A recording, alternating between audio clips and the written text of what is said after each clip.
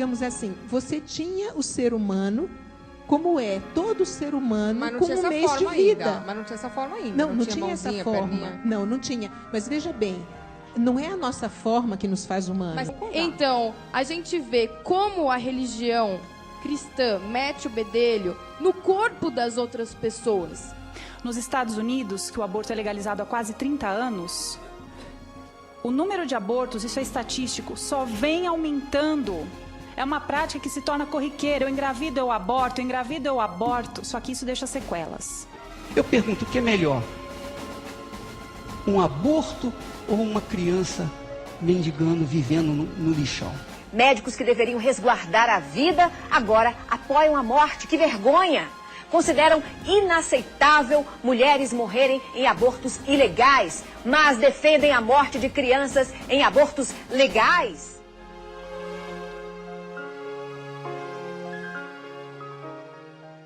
E a família também é um projeto de Deus para homossexuais, para homoafetivos. Mas que no fundo, eles sabem que a homossexualidade não é pecado.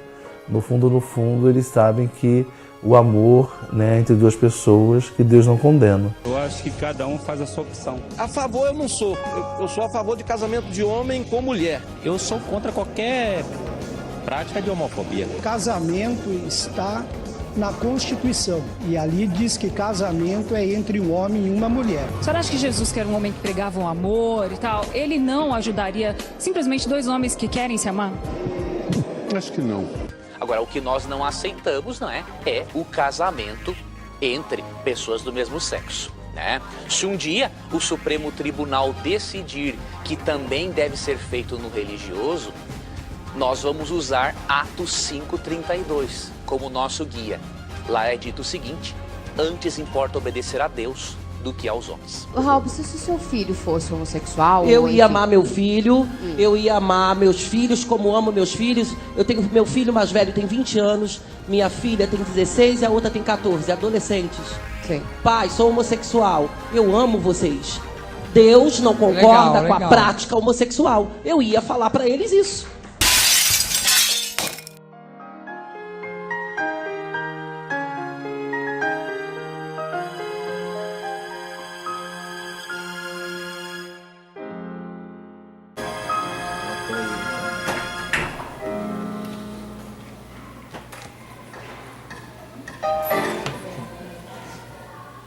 Gente, primeiro uma informação importante.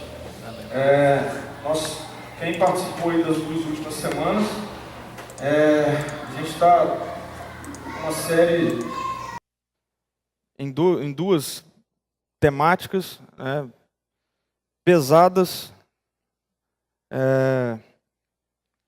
Tem mexido bastante aí com as nossas estruturas pessoais, e não apenas minha, como também do Ricardo.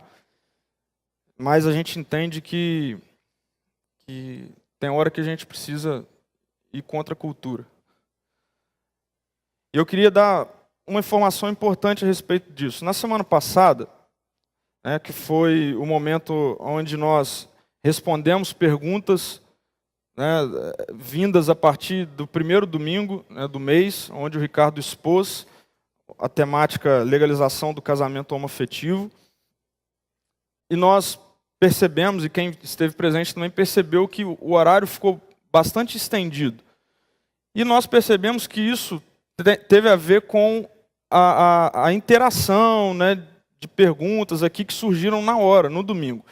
Então, eu queria passar esse direcionamento. Queridos, se você quiser fazer uma pergunta, por favor, anote a sua pergunta e deposite ali naquela urnazinha pequenininha, porque na semana que vem a gente vai ficar preso nas perguntas hoje, ok?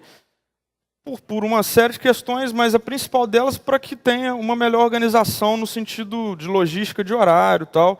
Então a gente entende que semana que vem vai funcionar dessa forma, tá? Depois que acabou aqui, se quiser procurar para conversar, perguntar, enfim. Mas no momento do nosso encontro, a gente vai ficar apenas responsável e preso a responder as perguntas que vão sair daqui hoje. Então, se não tiver aí com um papelzinho, eu peço para você levantar a mão, que alguém vai dar um jeito de trazer para você o papelzinho em relação a isso. Beleza? Então, essa é uma informação importante para a gente. Bom, uma outra informação. Primeira coisa, eu quero iniciar a nossa palestra de hoje dizendo que o aborto ele é legalizado no Brasil em 3 situações. Okay?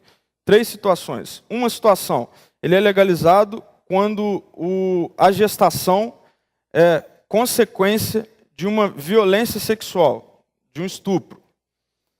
As pesquisas apontam que 7% dos estupros, consequentemente, se transformam em uma gestação. 7%. Esse é um caso legalizado. Um outro caso legalizado no país, quando existe risco de vida, e aí tem todo um contexto médico para que comprove isso, ok? Mas quando há risco de vida para a mãe de levar adiante aquela gestação, ou que no momento do parto vai acontecer a situação de complicações na saúde da mãe e tal. Então, nesse caso também é legalizado no nosso país. E um terceiro caso, mais recente, que tiveram aí grandes brigas nesse sentido e tal, é no caso de fetos, de bebês anencéfalos, sem a presença da massa cerebral, que também é detectado por ultrassonografia, enfim. Esses são os 3 casos legalizados no país. Uma informação, hoje nós não vamos entrar nesse quesito. Por quê? Porque a gente vai deixar isso para a semana que vem.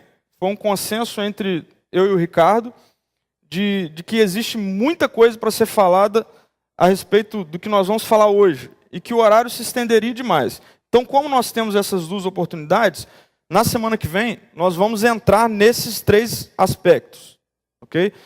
Dos conceitos e perspectivas bíblico-teológicas a respeito desses 3 aspectos legalizados no nosso país. Então, se você tem pergunta a fazer nessa área, sem problema, pode fazer a pergunta que você quiser nessa área, elas serão respondidas na semana que vem. Certo?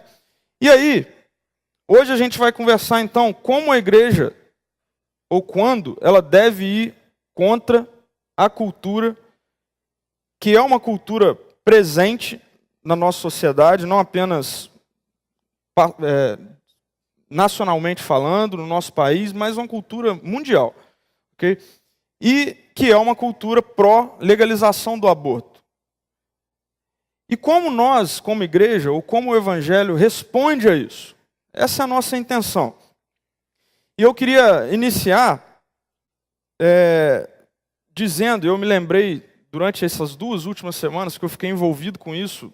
Eu agradeço aqui muitas pessoas da igreja que enviaram materiais, vídeos, tal. Foi muito boa a colaboração de vocês. Eu fiquei 2 semanas envolvido com esse assunto até o pescoço. Eu lia sobre isso, eu assistia vídeos, pelo menos umas 4 horas diárias, eu fiquei durante 15 dias lendo, estudando e pensando nisso. E eu o tempo todo percebi que eu precisava entrar na perspectiva do estudo de uma forma neutra. Eu fiz um mestrado na minha primeira formação, e eu me lembrei muito do doutor que me orientou, que ele falava assim: toda vez que você entrar numa pesquisa, entre de forma neutra para você colher o máximo de dados que você puder coletar. Máximo de informações. E aí eu me lembrei disso. E na hora que eu me lembrei disso, faz já uns 13 dias, eu me lembro que eu orei e falei: Deus, mas é para ser assim, nesse caso? E eu senti muita paz de Deus, me mostrando assim, mas no final você vai ter a resposta. Ela vai ser muito clara. Então, foi dessa forma que eu comecei a minha pesquisa. E eu comecei com uma pergunta. Aqueles que trabalham aqui em campos científicos, universitários, tal, sabem que o problema nasce de uma pergunta. E aí eu fiz uma pergunta. A pergunta que eu fiz foi: de onde surgiu o atual movimento a favor da descriminalização do aborto? Esse foi meu ponto de partida. De onde surgiu o atual movimento, que é a favor. Por quê? Porque desde o início, e aí depois que eu percebi isso, me soava estranho essa ideia baseada apenas em ideologias feministas. Esse negócio não... Eu achei estranho isso desde o início, quando eu comecei a ler. Pensei, mas será que é só disso? Por que isso nasceu na década de 70, de uma forma mais clara, assim, se estendendo mundialmente? E aí eu comecei a fazer uma triagem histórica a respeito disso. E o negócio me assustou. Me assustou. Me assustou por quê? Porque por trás desse movimento existem interesses de razões econômicas, razões políticas e razões demográficas. Esse atual movimento, ele surge principalmente na União Soviética de 1920, com um homem conhecido por talvez alguns aqui, chamado Vladimir Lenin. Na época, foi desenvolvida uma metodologia na União Soviética em que apenas 4 médicos, em 2 horas e meia, realizavam 57 abortos. E a principal demanda e objetivo disso tinha a ver com controle do crescimento. Tinha a ver com controle da purificação de raças. E aí, quem foi o segundo país, ou qual foi o segundo país, nesse mesmo contexto de época, a legalizar o aborto? Em 1935, capitaneada por Adolf Hitler, a Alemanha nazista. Com o mesmo objetivo. Purificação da raça, perspectivas de homens, nascimento de pessoas puras, perfeitas, e controle demográfico sobre o crescimento de outras nações. E quando é que o aborto se torna um projeto mundial? Esse homem é John Rockefeller. Em 1952, esse homem era um bilionário americano, segundo homem mais rico dos Estados Unidos. E ele, preocupado com o crescimento populacional do mundo, por quê? Porque poderia ser uma ameaça à soberania americana, ele decide investir parte da sua fortuna pesado em projetos de controle demográfico. E cria, juntamente com 26 especialistas em demografia, o Conselho Populacional. Esse conselho deixou clara a posição de que, presta atenção nisso, somente através da implantação do aborto seria possível controlar a exploração demográfica mundial. A fala dele é: a legalização do aborto é desejada por ser o meio mais rápido e eficiente de controle populacional. Constatou-se que era possível reduzir de modo significativo o crescimento populacional de qualquer país em desenvolvimento, presta atenção, em um período de 5 anos, utilizando métodos convencionais como a esterilização. 5 anos. Você conseguiria controlar o crescimento populacional. E nos estudos dele, foi detectado que, se o aborto fosse implantado, esse número de 5 anos cairia para 2 anos. Em 2 anos, com a implantação do aborto legalizado, conseguiriam ter um controle sobre o crescimento populacional. Ao fim dos anos 70, quando esse grupo, então, de dirigentes desse plano, perceberam que o negócio não estava sendo vendido, o marketing estava errado. A apresentação desse plano, como um plano norte-americano de controle populacional, o que começou a acontecer? Começou a ser questionado pelos países em desenvolvimento. Nada mais óbvio que isso. Ninguém aceitou o negócio ser empurrado goela abaixo. E aí, esse magnata, que era petroleiro, investe então e resolve contratar um cientista social.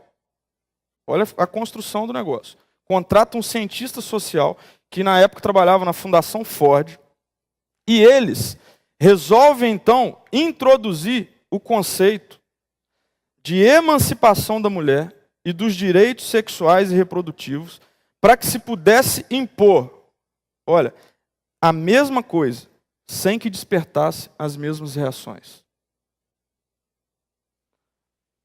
Inteligentes os caras. Por um lado, não estava indo. Então contrata um cientista social que entende a sociedade, os seus aspectos. Qual vai ser o plano? O plano é, esse negócio não vai ser vendido do jeito que vocês estão passando. Vamos tocar no calcanhar de Aquiles da turma aí. Vamos começar a vender que as mulheres precisam de liberdade sexual, que elas precisam ter o direito sobre o próprio corpo, que elas precisam decidir se elas querem ou não ter filhos, etc, etc. Com isso, nessa mesma época, as organizações, então, da Fundação Ford e as organizações Rockefeller passaram a financiar ativamente as redes de ONGs feministas, o movimento homossexual, a educação sexual liberal, a dissidência dentro da Igreja Católica, e nesse contexto surgiram grupos dentro da Igreja Católica, como, por exemplo, se você pesquisar, você vai ver as católicas pelo direito de decidir. Tudo isso, então, advindo desse alto investimento por trás, mas que agora não parecia mais como sendo por razões políticas, por razões demográficas ou de interesses pessoais, etc. Nesse processo, eles começam também a introduzir esses conceitos dentro das organizações ou da Organização das Nações Unidas, da ONU.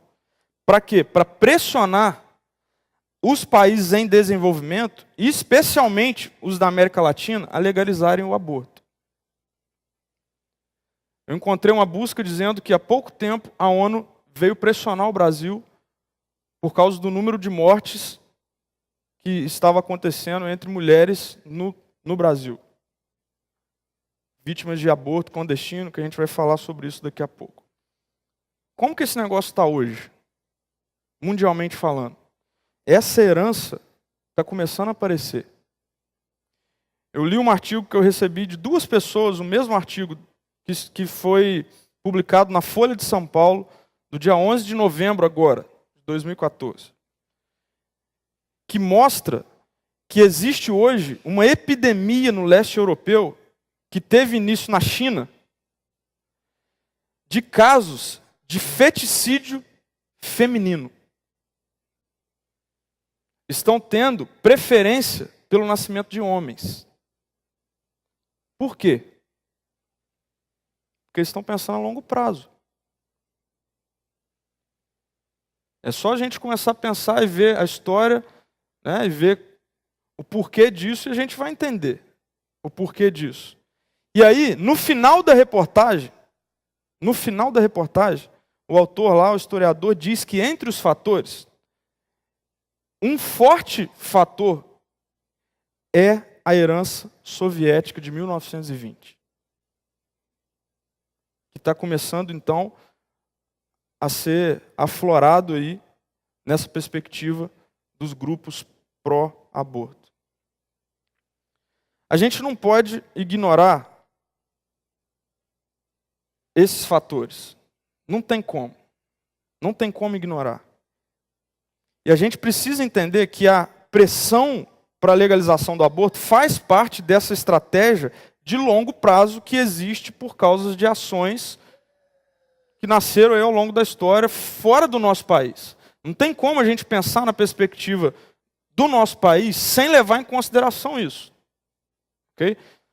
Nesses momentos, a ciência é bênção para a nossa vida. A gente precisa fazer pesquisa. A gente não pode engolir as coisas do jeito que elas são apresentadas. Okay? E a gente precisa entender e olhar para algumas propostas que são apresentadas e falar, vamos lá, o que tem por trás desse negócio aí? E aí eu percebi que por trás desse angu aí tem muito caroço. Como dizia minha avó. Tem muita coisa por trás disso. Mas aí o que aconteceu? O tempo passou, desde então, e o objetivo lá atrás foi concretizado. Hoje não se ouve mais falar nisso no nosso país. Hoje as questões que estão envolvidas passam longe dessa perspectiva política, da perspectiva de controle demográfico, crescimento populacional, passa longe disso, de razões econômicas.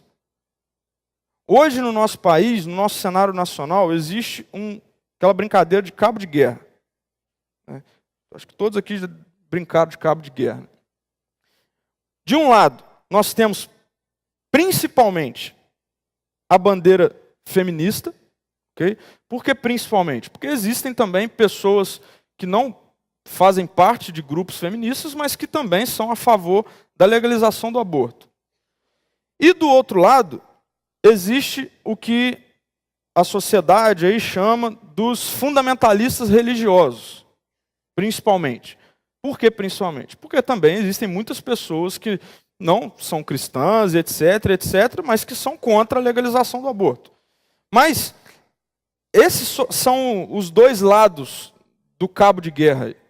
A briga está entre esses dois grupos. A gente encontra, de um lado, um grupo feminista. E aí olha como tem tudo a ver. Um grupo feminista organizado na década de 70. Lembra? A mesma época que Rockefeller e a Fundação começaram a investir em ONGs feministas, em grupos feministas. É o período de início do movimento feminista brasileiro, década de 70, que luta com intensidade para reformar o Código Penal em relação ao aborto. Um dos discursos da bandeira feminista é: nosso corpo nos pertence. Lá atrás, surgiu como sendo um dos lemas da bandeira. Para as mulheres feministas, o direito ao aborto, a escolha de ter ou não ter filhos e o livre exercício da sexualidade eram e ainda são requisitos básicos e necessários de justiça social e para a consolidação das democracias.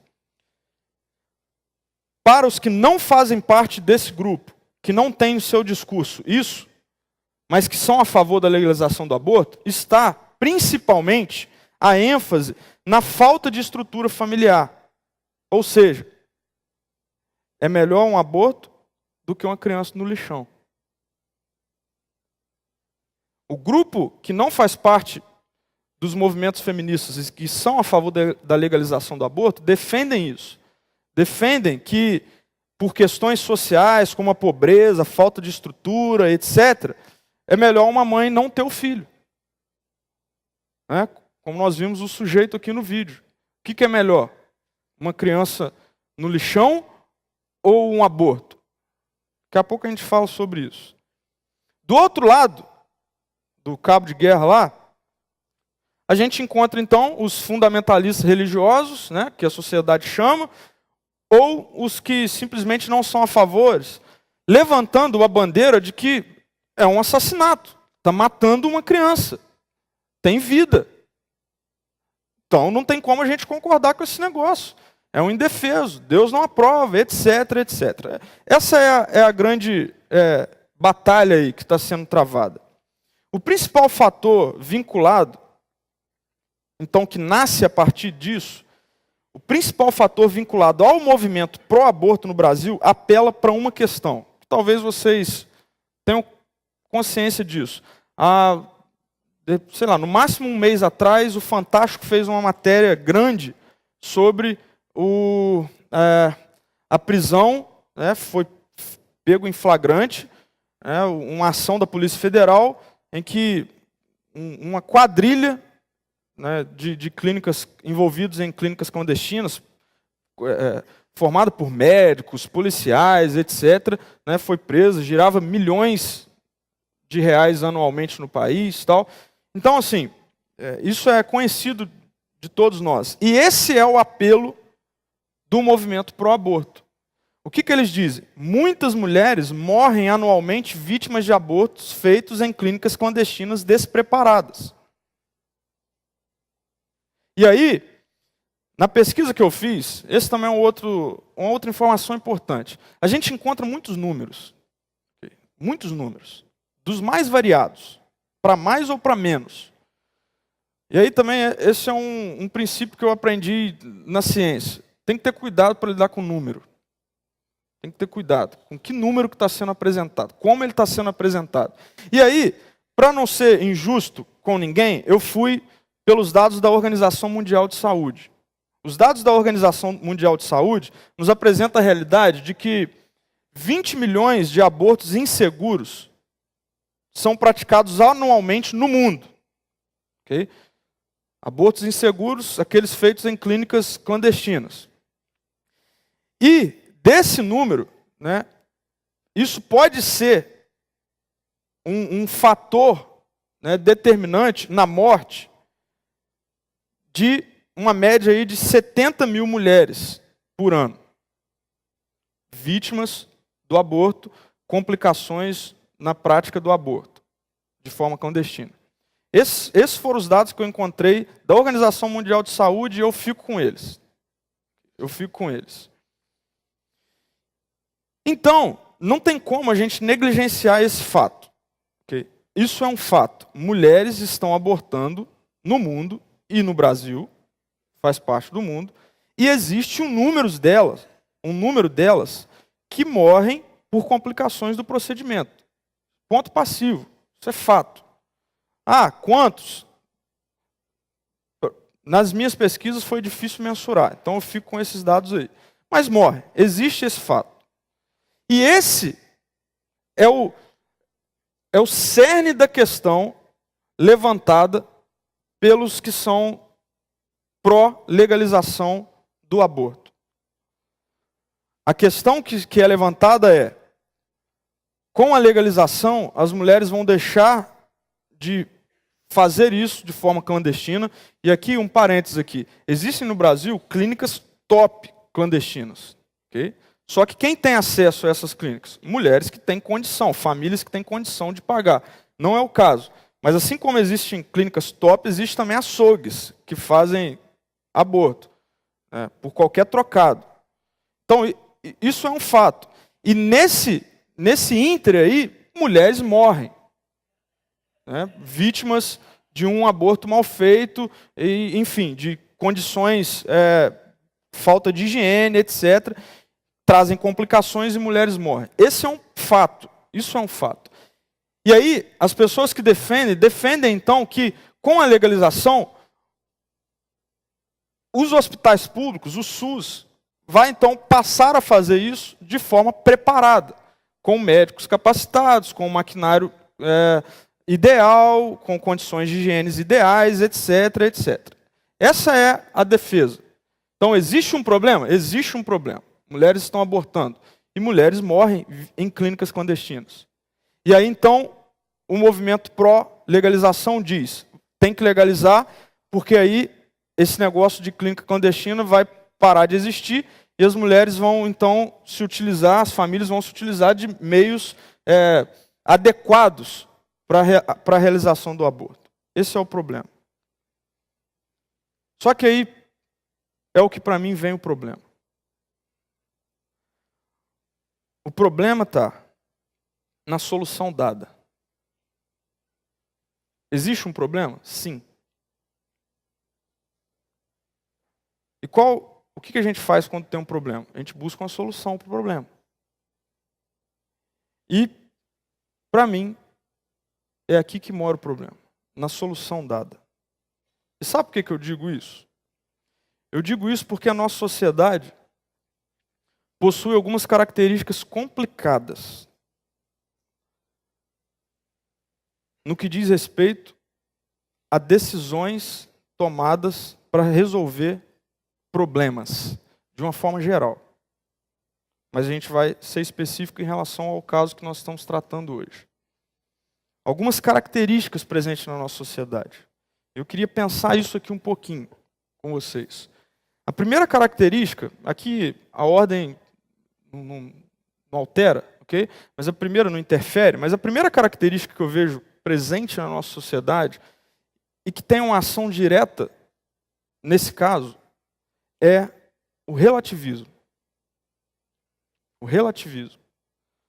No assunto em questão, existe uma enorme discussão acerca de quando de fato existe vida. Uns falam que é quando há fecundação. Outros falam que é na hora do ato sexual. Outros falam que é quando tem braço, perna e orelha. Outros falam que é quando o coração bate. E aí, eu fui então procurar cientificamente, né? O que a ciência diz sobre isso? E aí, para minha surpresa, a ciência também é relativa. Porque ela apresenta 5 formas de enxergar essa questão. Cada uma das formas fala que é num determinado prazo. Existe na ciência a visão genética, que aponta um dado. A visão embriológica, que aponta outro dado. A visão neurológica, outro dado. Ecológica e metabólica. Se você procurar aí as 5, não vou falar sobre elas, você vai perceber que cada uma das 5 fala que é num determinado momento. Relativismo. E aí, a nossa sociedade, nós, então, utilizamos desse relativismo para cada um defender o que quer defender. Não, eu sou a favor porque para mim é quando tem orelha. Para mim é quando teve lá o relacionamento sexual. Para mim é quando, sei lá, sentiu enjoo. Enfim. E aí relativiza a situação, um problema, e aí então traz uma resposta para esse problema em cima. Não, mas para mim não é vida. Ah, mas para mim é. Ah, beleza, para você é, para mim não é, eu não estou matando ninguém, está tudo certo.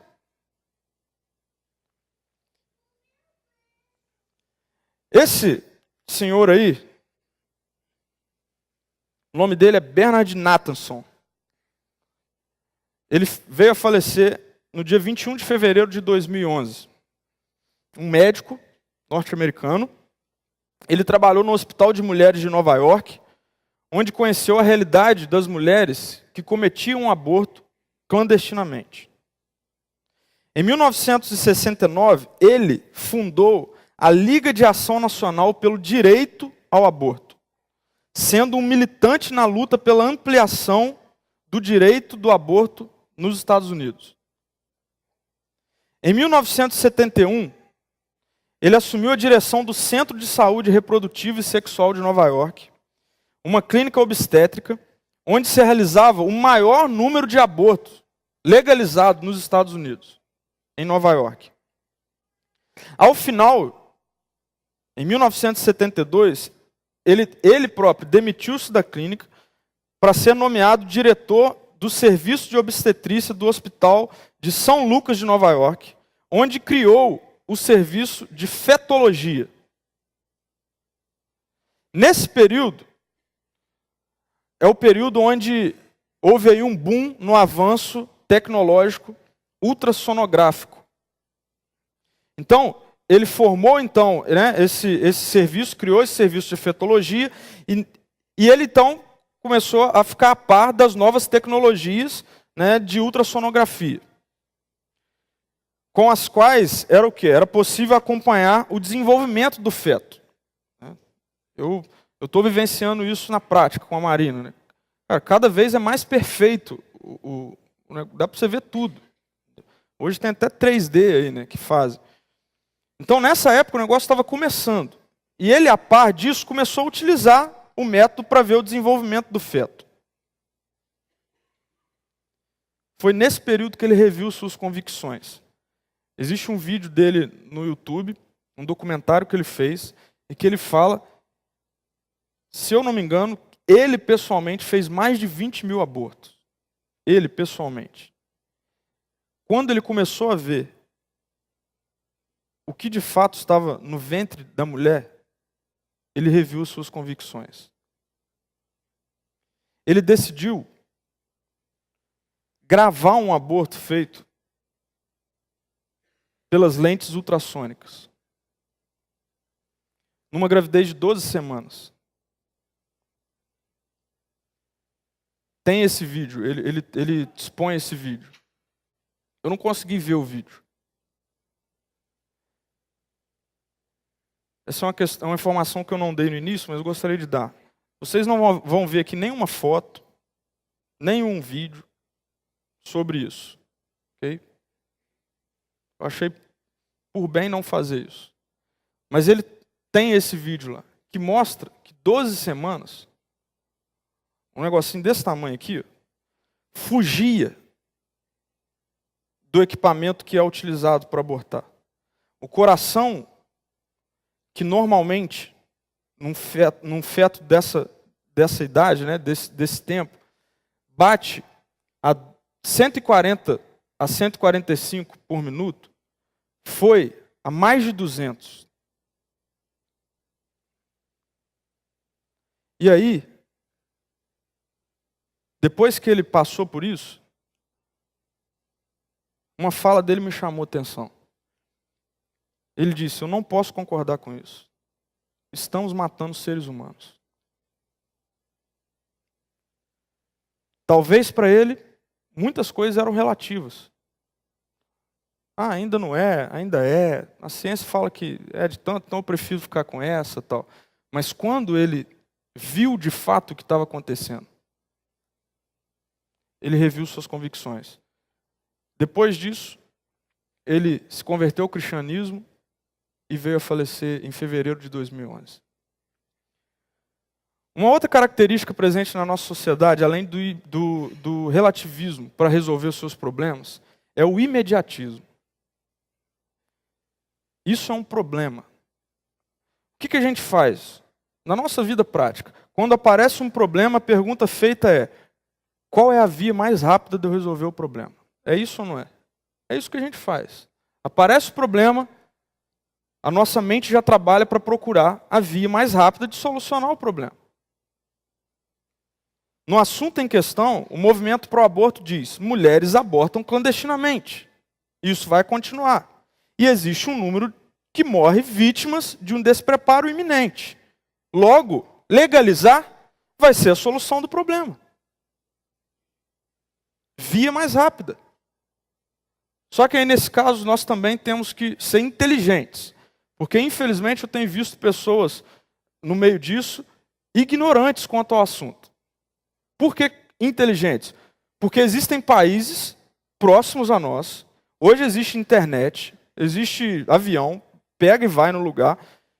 E a gente precisa procurar saber o que está acontecendo nos lugares onde o aborto é legalizado. Ok? Em qualquer situação. Uma me chamou a atenção.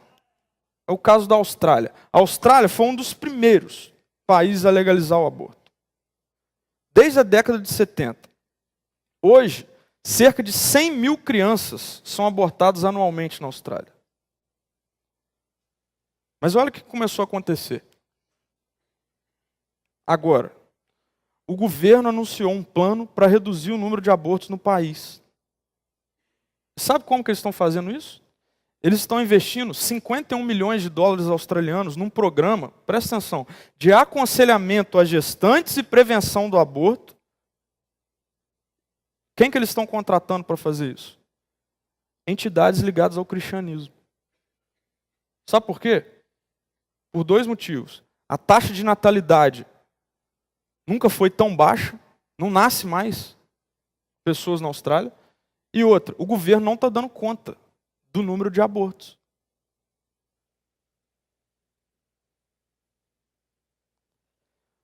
Um outro fator importante nesse lance de que isso é a solução para os problemas. Algo que me chamou muita atenção, mas é totalmente lógico. Sabe o que é? Em países já legalizados, em que o hospital público traz toda uma estrutura, etc., etc., as clínicas clandestinas continuam funcionando a todo vapor. Sabe por quê? Porque para se fazer um aborto legal, né, bancado pelo governo, etc., existe todo um preparo para que se chegue às vias de fato. Todo um preparo psicológico, médico, e que não pode ser apenas decidido e tramitado pela mulher. A família toda tem que ser envolvida no processo.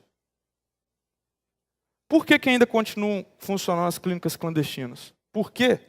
Porque são adolescentes que não querem que os pais saibam, são mulheres com casos extraconjugais, que engravidam e o marido não pode ficar sabendo, Então procura clínicas clandestinas, ou também homens com casos extraconjugais que engravidam mulheres fora do casamento. E o que elas vão fazer? Vão procurar clínicas clandestinas. E aí? Não resolve o problema. Não resolve o problema. O imediatismo traz complicações.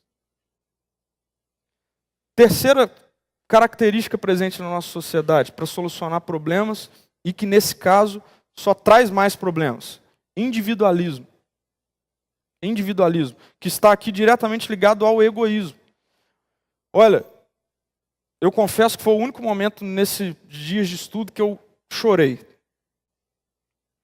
Foi num artigo que eu li, um artigo científico elaborado por duas universidades de peso no país, okay? A Universidade de Brasília e a Universidade Estadual do Rio de Janeiro. A pesquisa deles foi o perfil das mulheres que abortam no Brasil. Sabe o que o estudo mostra? Que entre 70% e 90% de quem decide pelo aborto já possui filhos. São mulheres casadas, reforçando a tese de que o ato seria uma medida de planejamento. Egoísmo. Então quer dizer que casado, tem família, e aí então engravida, a solução para o problema do seu egoísmo, que não pode deixar de, sei lá, comprar um carro, fazer uma viagem, tal, etc. Ao invés disso, de criar um filho que veio, então a solução é abortar. A solução é tirar. Esse é um perfil. O outro perfil, a outra ponta, diz respeito a mulheres desde a adolescência, que liga a questão sexual de uma forma livre, mas que não quer ter consequências sobre a ação dos seus desejos. São pessoas que querem ter a sexualidade livre, mas não querem assumir a responsabilidade que isso pode trazer como uma gravidez. E aí, para resolver o problema, somos a favor da legalização do aborto. Uma cidade universitária do Brasil, da qual eu não vou falar o nome, nem o estado. Uma cidade pequena no qual o que gira em torno dela é a vida universitária. Tem como maior problema para a administração pública o alto nível, ou o alto número de abortos realizados anualmente. O maior problema da administração pública dessa cidade é uma cidade universitária, não é uma cidade pobre, ok? Não é uma cidade pobre. O maior problema que existe na administração pública é o número de abortos. Mas como que sabem disso? Não é clandestino? É clandestino. Sabe como que é o problema? Sabe de onde surgiu o problema? Que eles estavam vendo que anualmente chegava um período lá do ano que entupia as manilhas da cidade. E aí foram começar a limpar. Sabe o que estava entupindo? Fetos.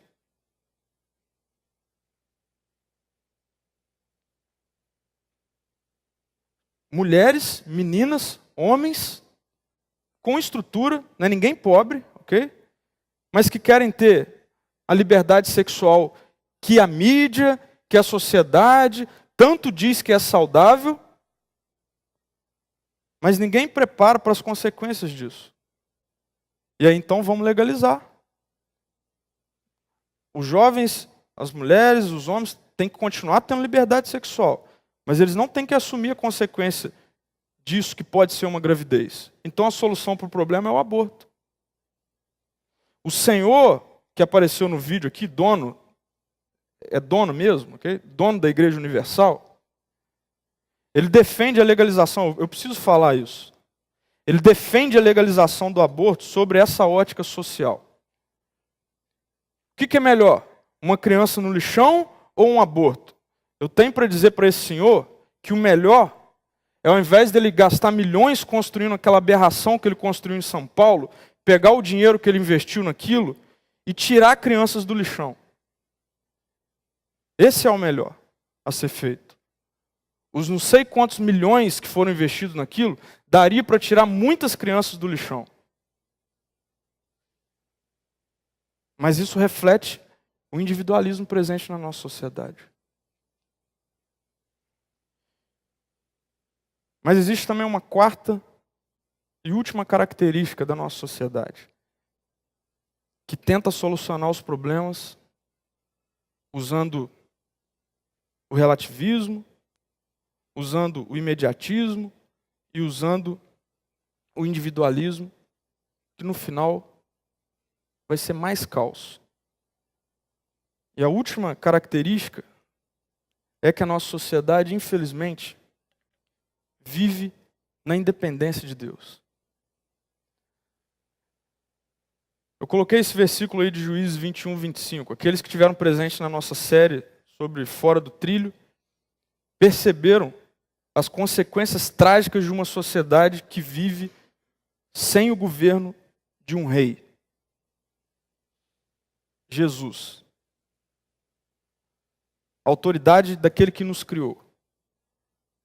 O último versículo de Juízes, depois que apresenta uma série de caos que aquela sociedade foi se desenrolando para tentar resolver problemas, especificamente nesse período aqui, né? Não sei se vocês se lembram daquela mensagem, inclusive eu trouxe aqui, né? Como tentaram mexer os pauzinhos, resolver os problemas do seu jeito, no final só confusão. Naquela época não havia rei em Israel, cada um fazia o que lhe parecia certo. Enquanto a nossa sociedade for uma sociedade desconectada de Deus e tentar buscar soluções para os seus problemas em questões psicológicas, sociológicas, antropológicas e das mais diversas áreas, mas desconectada de Deus, sempre haverá caos atrás de caos. Uma vez então levantada e considerada todas essas questões, né, que dão aí o contexto, né, de como a sociedade reage a problemas, quais são os problemas que estão existindo, tal, a pergunta que nós devemos fazer nessa manhã é: o que o Evangelho bíblico nos propõe em relação ao aborto? A nossa resposta: nós podemos considerar todas as ciências? Sim. Mas a resposta tem que passar de um discípulo de Jesus pelo filtro do Evangelho. Não tem como. E olhando para as Escrituras, o Evangelho bíblico nos propõe, a respeito dessa questão, que Deus revela em sua palavra que Ele é expressamente contra tal procedimento. Expressamente contra tal procedimento. Quando Deus tirou o povo dele lá da escravidão do Egito, a gente tem essa narrativa no livro de Êxodo, eles não sabiam como viveriam agora de forma livre. Eles foram escravos muitos anos. Eles não sabiam como eles viveriam de forma livre. E aí então Deus usa a vida de Moisés, né, para entregar ao povo dele o que nós conhecemos como os 10 mandamentos. Né? São coisas que eles deveriam viver, formas de agir, para que eles pudessem viver uma vida melhor, agora como livres. Não mais como eles viam tudo que acontecia lá no Egito, mas agora eles seriam livres. Então como que eles vão viver? E aí Deus entrega isso. Agora vocês vão viver dessa forma aqui. É a melhor forma para vocês viverem. E lá em Êxodo, no capítulo 20, nos 2 primeiros versículos, o texto diz assim: e Deus falou todas essas palavras. Eu sou o Senhor, o teu Deus, que te tirou do Egito, da terra da escravidão. E aí a gente tem o desenrolar ali dos mandamentos. Você vai encontrar isso aí em Êxodo 20. Okay? Mas, dentro desses mandamentos, existe um muito claro, que é Êxodo 20, 13. Não matarás. Não matarás. No capítulo 21, posterior a esse, a gente encontra como que isso se desdobraria na vida daquela nação, daquele povo, de uma forma um pouco mais específica. E aí, a princípio, quando eu iniciei minha pesquisa, fiquei pensando, eu não me lembro de ter lido nada na Bíblia que fala especificamente a respeito de casos de aborto. Vai ser difícil de você encontrar mesmo, mas existe um. Está em Êxodo, no capítulo 21, 3 versículos, 4 versículos, do 22 ao 25. Êxodo 21, do 22 ao 25. O texto inicia no capítulo 21 dessa forma. 21, versículo 1. São estas as leis que você proclamará ao povo. Deus entrega isso a Moisés.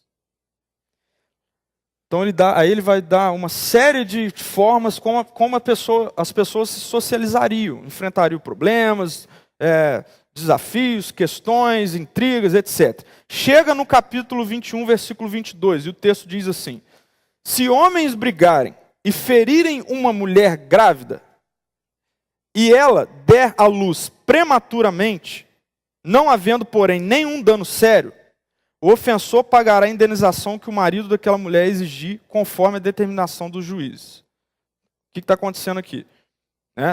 Houve lá briga, feriu a mulher, e ela deu à luz prematuramente. Mas não houve dano grave, ou seja, não aconteceu nada com a mulher e nem com o bebê.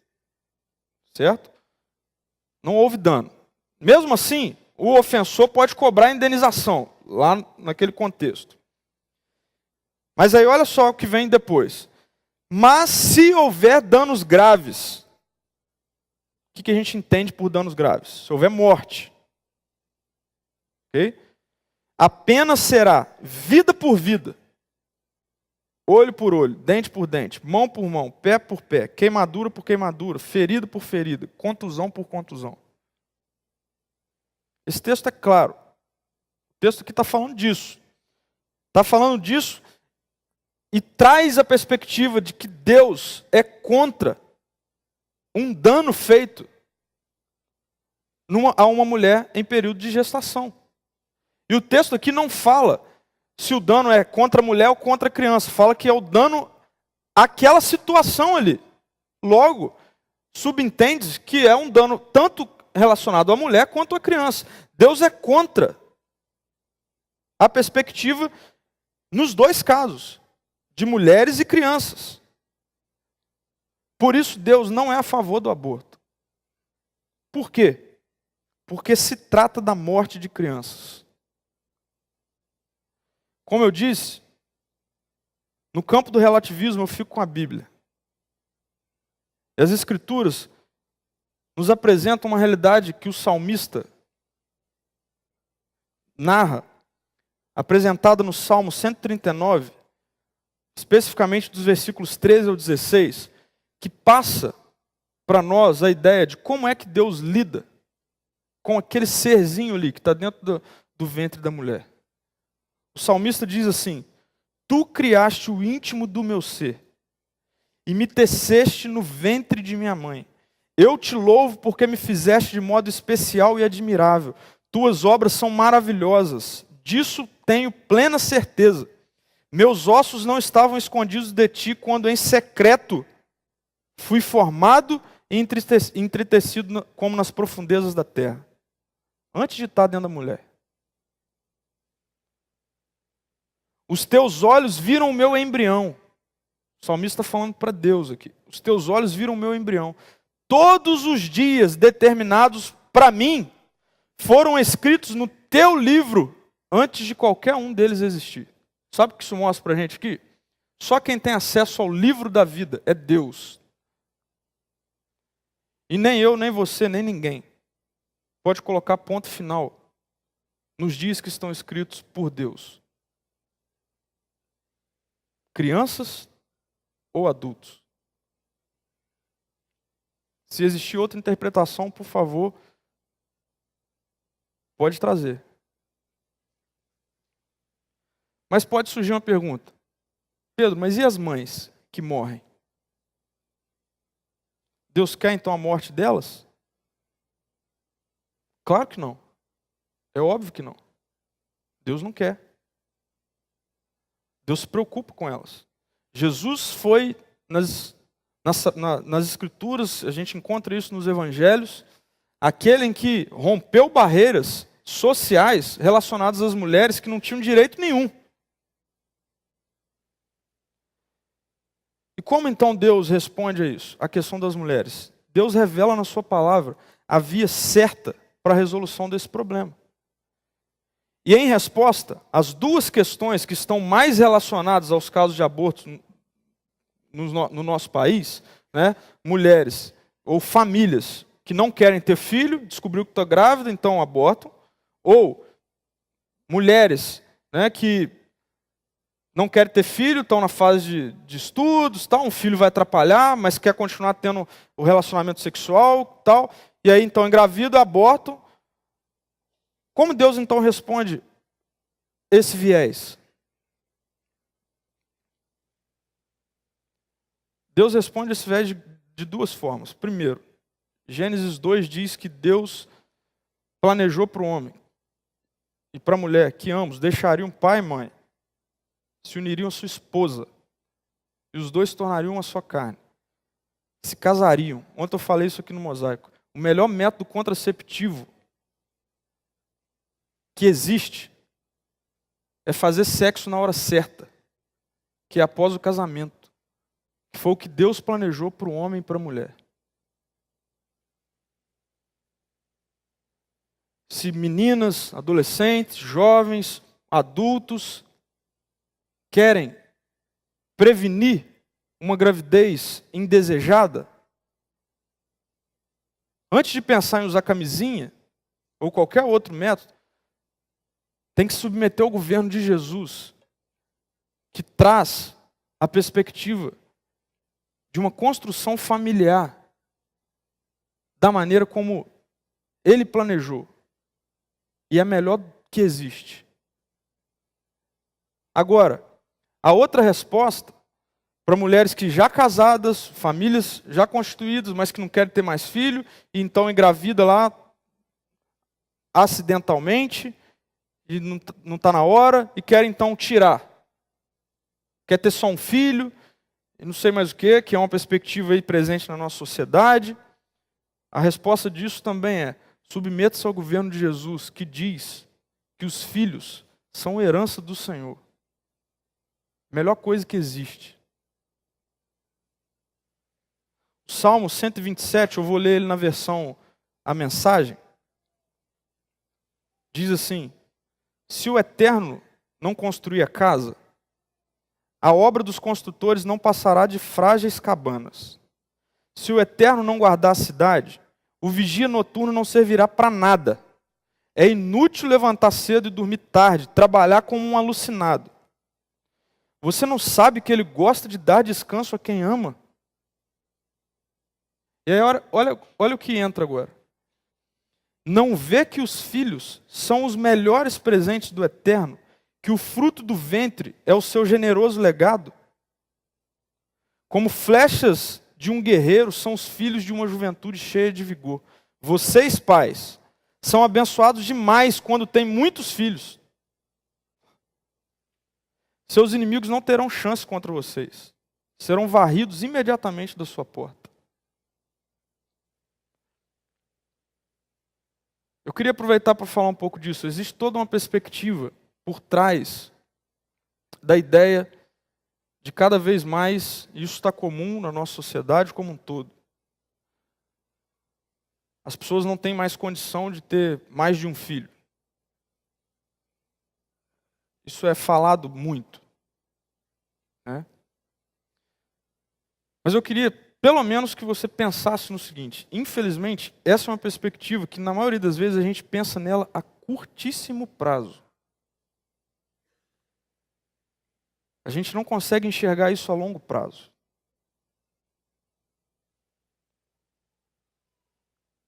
A gente não sabe o que pode acontecer com o nosso único filho a curto prazo.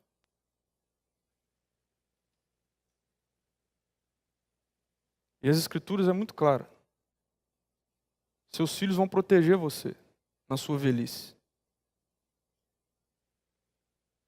Pense nisso.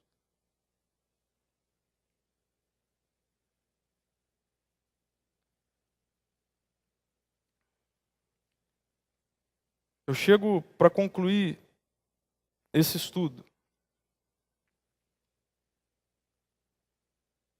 Eu quero deixar aqui um pensamento de uma mulher que eu respeito muito, Madre Teresa de Calcutá. Quando ela diz que enquanto houver abortos no mundo, ele nunca terá paz. Por uma conclusão muito simples. Se damos à mãe o direito de matar o próprio filho, então cada um pode se achar no direito de matar quem desejar.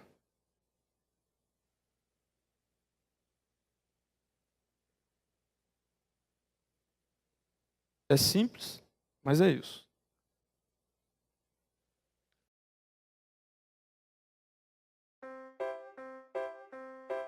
Meu nome é Bento. Hoje eu tenho 3 anos.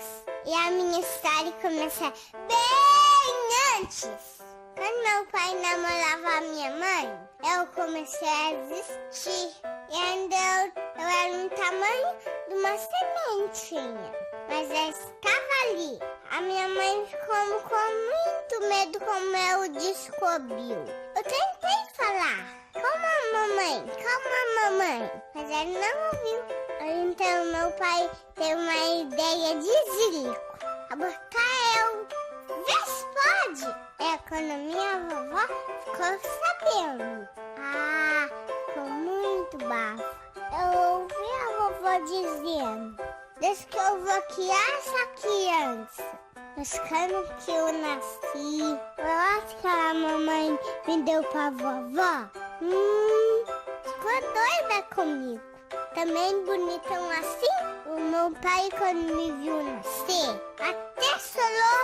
Agora que eu tô bem grandão, entendi que a mamãe e o papai não sabiam o que estava fazendo. Então eu perdoei eles. Agora eles estão pensando até arrumar o meu irmãozinho pra mim. Mas já falei, ele tem que gostar de jogar bola. Imagina que eu não existisse. Não ia ter graça. Você não acha? Acha demais.